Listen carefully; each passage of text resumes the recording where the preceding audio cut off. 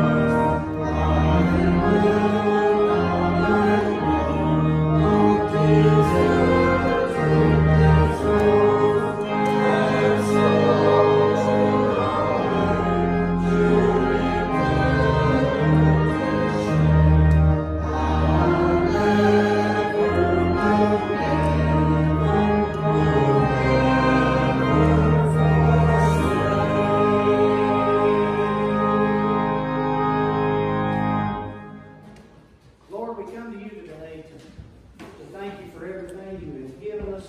And that song says it all, the foundation. It's your foundation that we stand on.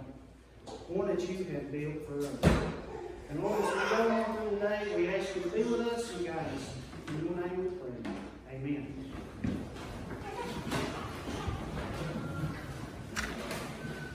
At this time, we'd ask for some ushers to come forward.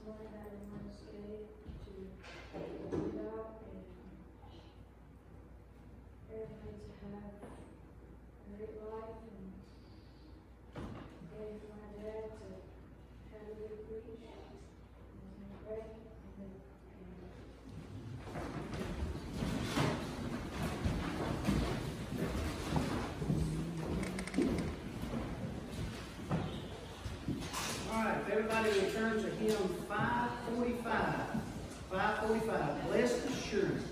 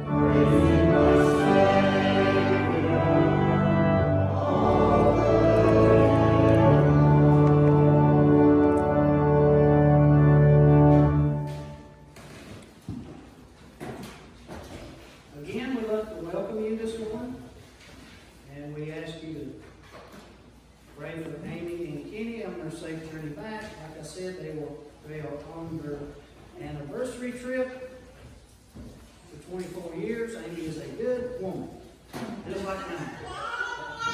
So this morning, I know we had been going through a different book. But this morning I talked to Kenny and I decided I believe I'm going to leave that to him. I want to touch on something different this morning. And what I want to touch on with everyone out in Facebook world, YouTube, or if you watch it on the church's website and here at the congregation, is trust. Trust in the Lord. Trust in Jesus. When someone says something about trust, what do you think about? Honesty. Exactly. Trusting others. You think, okay, I can trust this person. You trust in Jesus to lead us in the right direction. We trust professionals, such as doctors. We trust them. We trust the government, we're supposed to, but we will not discuss that. Anyway, but the most important trust is in God. And trust that He is there.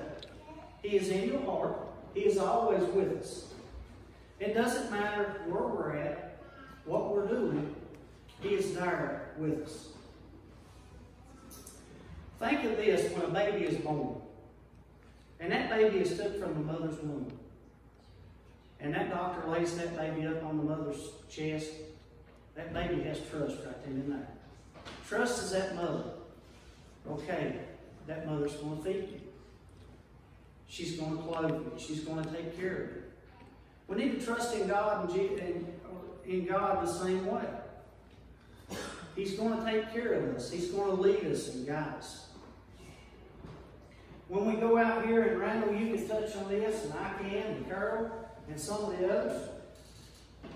We trust in God.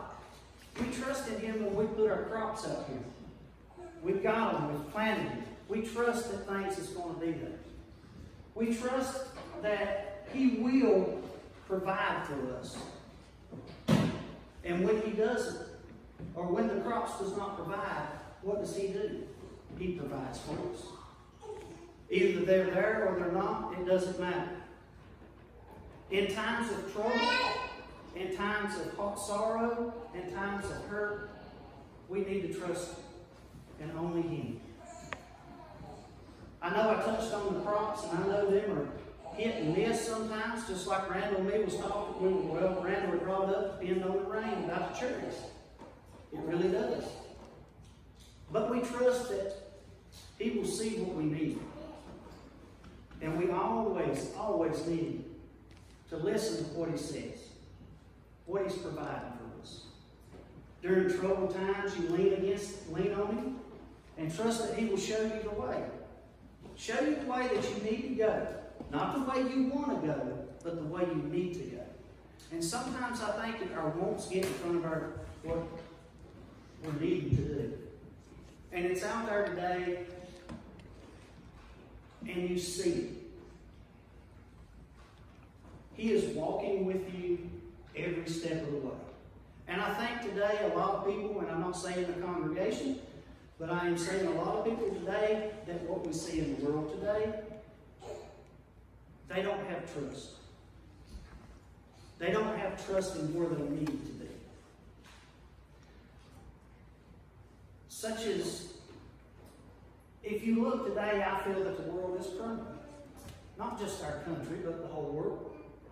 But we've got to trust in God in what we need to do. You need to go to Him and ask Him. He will show you the way. Trust is hard. It is very hard. And I know it's hard.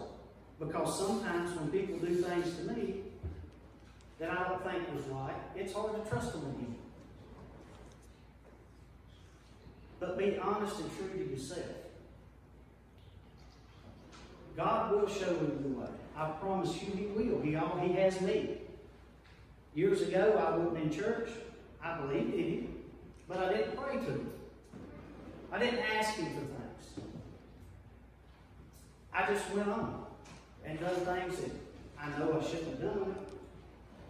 But luckily, I straightened and turned around. I went to church when I was little, and then I didn't go. And later on in life, things changed. I started going to church, and I trusted Him. I trusted God in showing me what I needed to do. When you trust Him, He will show you. I promise He will. He showed me. I'm a prime example of things that He has done. When you made mistakes, you learn from them. Nobody's perfect. He was the only perfect one in the world. So,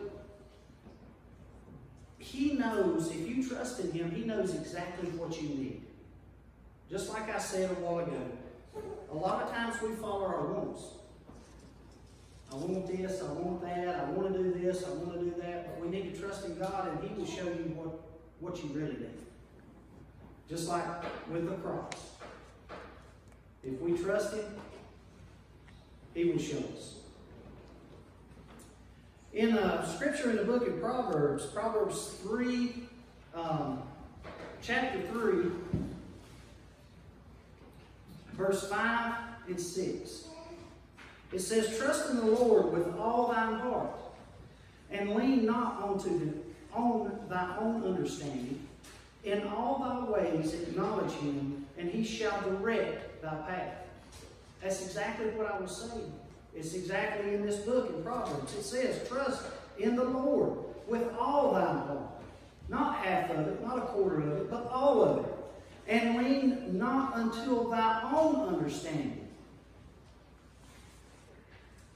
In all the ways acknowledge Him, and He shall direct thy paths. If you trust Him, what I get out of this, trusting in the Lord with all thine heart, He will lead you in the path that you need to go. Putting your trust in God is the way forward. Everybody out here needs to set aside your wants, set aside your anxieties, your doubts, and turn it all over to Him. If you turn it all over to Him and trust Him, I promise you it will happen. It's proven. Just like I said, look at me. I'm an example. We're all examples. There's things that we have done in our past. There's things that we didn't go down the right road, we went the wrong road, and we did not trust in God. And I think today that is a lot of what's going on. There's no trust. There's just followers. We was discussing that this morning. We think a lot of times it's a fad that, hey, let's go do this. But why can't church and this good book here be a fad? Because they don't want to hear it. Because this book tells the truth. You can go out here and read history books all day long, and the history books are changing. From when I went to school to when the kids go to school now, history books are totally different. There's things in there they took out. There's things that they have added. Things are different. But this history book here, the Holy Bible, has never changed. It's here. It's been here for years and years and years. For a long time. And in my opinion and in my household, it will be there forever. These words in this book, if you do what they say, to the best of your ability. I'm not saying you're perfect. You're going to make mistakes. We all do. But if you do to the best of your ability in reading the book and trying to do good, trusting God, then things will work. Like I said, with the fads that's going on, things people are doing, I don't really see that they're trusting the Word. But we were talking, I've talked to people off and on this week, today, this morning. Everything that's going on is in this book. every single thing that's going on. It went on years ago, it's going on now. But if you don't learn from mistakes, it's not going to work. You have to keep things simple and just trust in God. Don't make things so hard that your faith in God and having honesty, you make it hard. That's not hard. How hard is it to believe in what's wrote down here? I can give you a history book in a school, and I know there's school teachers that's here and probably watching. You read what's in that history book and these kids believe it. Okay, it's happened. You read this Bible and you trust this Bible. It's happened. And it's happening again and again and again. In Psalms 56:4, in God whose word I praise, in God I trust, and I am not afraid. What can morals do to me? In God whose word I praise. In God I trust, and I'm not afraid. No one out here should be afraid whatsoever in trusting in the Lord. You should always, always trust in Him, believe in Him, and have faith. There may be obstacles in your path, always will be. But if you put it back on God, is always on your side. He will always be there with you. And He will always love you. That's all that really matters. That you put Him with you. That you've got Him in your heart. And you trust Him. And you believe in Him. In James 1:6, it states, I get over here to it. Chapter 1, verse 6, James. But let him ask in faith, nothing wavering. For he that wavereth is like a wave of the sea, driven with the wind and tossed. But let him ask in faith. Ask in faith. Ask in trust. I believe if we build our trust in Him, He will always be with us. He will never, ever, ever leave us. As I said earlier, we are living in hard times right now. What we see every day, and what really hurts me is not as much as what I'll have to go through as what my kids will have to go through and other kids. The world is changing. I was talking to an individual the other day, and he said, you know, it's not what I have to see and what I have to go through. It's what my grandkids will have to go through and what my grandkids will see and what they'll have to do. He said, because when I was young, and he's 70, he said, when I was young, things is totally different from when I was young. Whether it was in school, whether it's out here in the world, wherever it may be.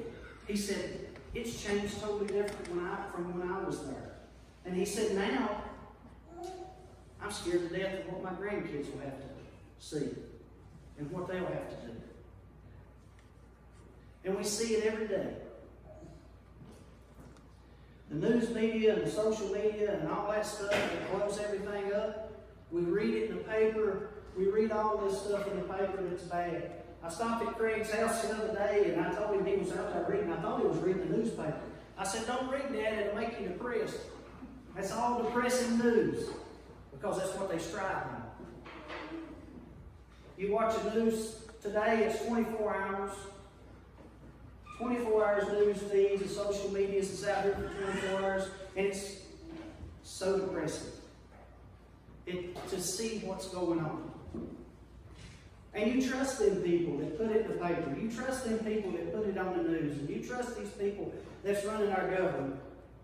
You trust them to hear the right stuff, to what you need to hear and what you need to do. And you're trusting them to do what they need to do. For better other people. But do we trust them more than we trust God? I think we do. I think out here in the world we've lost faith in the Lord, and we need to keep that faith. We need to stand strong. All Christians need to stand strong and stand side by side. You know, you see all the riots that are going on. Well, that's fine. They need to stop and really think, what am I doing this for? Am I just doing it for me? Or am I doing it for what He wants me to do? I don't think that people today do things for the Lord. I don't think they do it for Him at all. I think they do it for better than things and just seeing what they will get out of it. Because I think the trust in Him is gone. And it's up to us as Christians to go out here and show it. I had an individual, what I do for a living, I was telling them this morning, and I never thought nothing about it. But I went to a job site, and I walked up there, and I looked at him, and I said, "How are you doing today?" And he said, "I'm doing good." And we got to talking about the job and everything, and then he looked at me, and he said, "Hey, you go to church?" I said, "Yes, sir, I do. Every Sunday and every Wednesday." And I said, basically, really, to be honest with you, I go to church 7 days a week. And I do. Because I trust in Him, I love Him, and I believe in Him. And he said, "You know, I can tell you do." And I said, "What do you mean you tell I do? What's that?" I mean, you know, I didn't have no shirt on that said I go to church. I didn't have a banner saying I go to church. But it was my demeanor and how I treated him and the way I talked to him. He said, "I can tell he was a good person right off the bat." I just laughed. I said, "Don't tell nobody, they think you're lying." And he said, No, I mean, I can tell that you go to church. I can tell by how your demeanor is, how you present yourself to people, how you talk to people, and how you treat us. I can tell you go to church." And I never thought of that. I never ever thought of trusting in God and going to church and trying to live right. Somebody could see that. I never thought of that. But you know they can. And he proved it to me that they can. He is a very church-going, he goes to church every day, every Sunday, and he's very active in his church, just like I am. And I believe that's what the Lord wants us to do. That's what He wants all His kids to do. But we have a lot that are lost because the trust is gone. Whether somebody's done something to them in a church congregation or whether somebody's done something to them out here in the world, their trust is gone. And it's us as Christians, it's our responsibility to, hey, let's get them to get that trust back. Let's show them. Let's show them what we need to do to get them back, to understand that God is the only one that you need to follow. He's the only one you need to love. And He's the only one you need to trust to get you where you really need to be going. He is the only one. I went to another job site, and I hate bringing up this, but it was so good when I brought this up, and I didn't even know this. And I know I've asked Adam if he knows this guy, and I don't think Adam does, but he preaches at a church up near Laurel Ridge. Didn't know that. Really nice man. I met him when he come and got his paperwork and work. And when he built his house, I went out there and done all the inspections out there on the last day. The last day, I found out he was a preacher. We stood there. That job shouldn't have took me no more than 30, 35 minutes. I was there for 2 hours. 2 solid hours I was there with that man. And we talked about nothing but the love of the Lord and trusting Him. And he didn't know I went to church. I didn't know he was a preacher. And we got to talking, and I just brought it up. He brought something up, and then it just started. And we stood out there and fought the locusts that kept flying and hitting us in the head out there on the job. We stood there, and it was so, that whole day was, after I talked to him, was so peaceful. And we talked about nothing but God. That's all we talked about. And I trusted that man. I could feel the trust from him. And it was a Christian trust. It was a love. And then I found out he was a preacher, and then he showed me a few things that he does with his youth and things that he does with his congregation. And he's a really, really nice man. And I had so much peace that day after I left there for being for 2 hours. I was done behind on jobs to go. I had to be here and I had to be there. But you know, I felt at that time that God wanted me to stay there. He wanted me to stay there. He wanted me to talk to him. And he wanted me to listen to what he had to say. And it helped me. It helped me in thinking in some things that I was a little confused with. I didn't understand. But he helped me. And all I did was stand there and talk to him and trust him. And as Christians, that's what we need to do. We need to go out here and we need to let people know, hey, trust us. And just like I talked to that one guy, and he said, do you go to church? And I said, yeah. And he said, I can tell you do. I can tell by the way you talk to me, the way you act. That's all we have to do. But right now, I'm going to pass on something. In closing here, I'm going to pass this on that the guy that I talked to that was a preacher showed me. And he wanted me to do it with the youth. So right now, if I could get Savannah to come up here, I want to show her something that he showed me. And I really, really enjoyed how he done this, and it was very simple. Just like I said, keep it simple. He come to me, and he asked me, and he showed me this, and he pulled his billfold out. And I will tell you this now, when you go to a job site and they start pulling billfolds out, now you better hold on just a minute. But this right here, the way he showed this to me, and I really, really enjoyed this. All this is a $2 bill. Plain and simple $2 bill. That's all it is. There's nothing special about this $2 bill. Not one thing at all. But he asked me, he said, do you trust me? Just like I'm going to ask Savannah, do you trust me? Mm-hmm. You do trust me? Yeah. Do you trust me that I'll give you this $2 bill? I mean, if you want to. Do you trust me that I will give you this $2 bill? Sure. But there's a reason I'll give you this $2 bill. Okay. I trust you. That you'll take this $2 bill and you'll pass the word, the good word of the Lord, off to another person with this $2 bill. I trust that you will do that. Okay. And I trust that you will take it and give it to another person. And then that person will give it to another person. Okay. No strings attached, is there? No. All it was trust, wasn't it? Yeah. That's all it was. That's how simple and easy it is to take the Lord in your heart, is just to trust and love Him. As simple as it was of you taking that $2 bill from me. And that $2 bill, all I ask for you to do is go out here and tell someone else about it. And I trust that you will do that. And you will take that $2 bill and give it to that person. See, we don't have trust like that in the world today. 9 times out of 10, when you give somebody money, there's a catch to it. Is that right or wrong?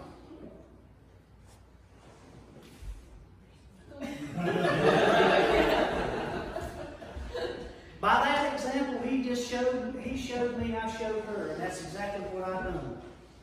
He said, I trust you that you will give that $2 bill, and Jesus' salvation that He gives to us, that's all it is. It's just giving.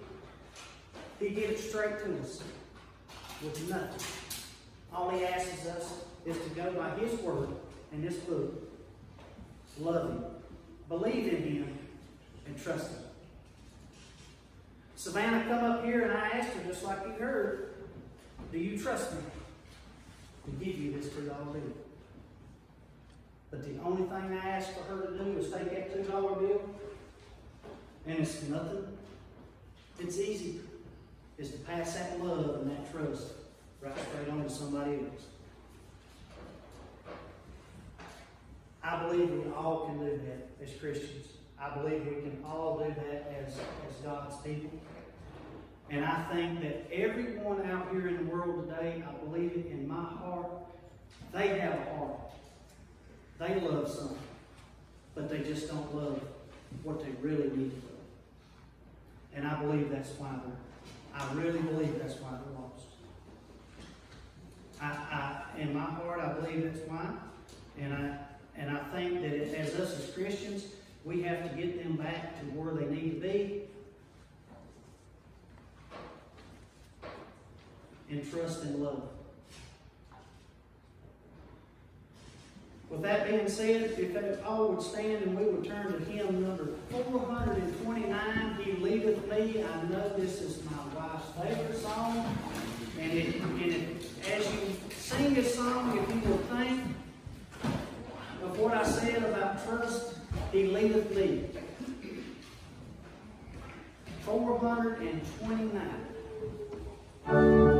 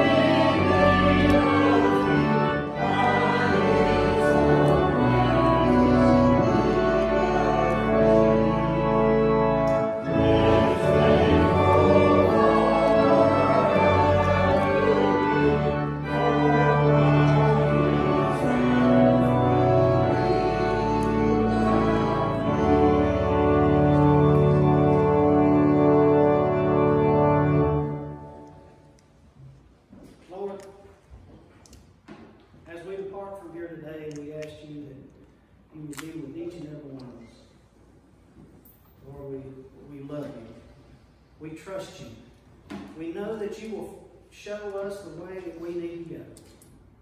And may the Lord bless you and keep you. And may the Lord face shine upon us and be gracious unto you.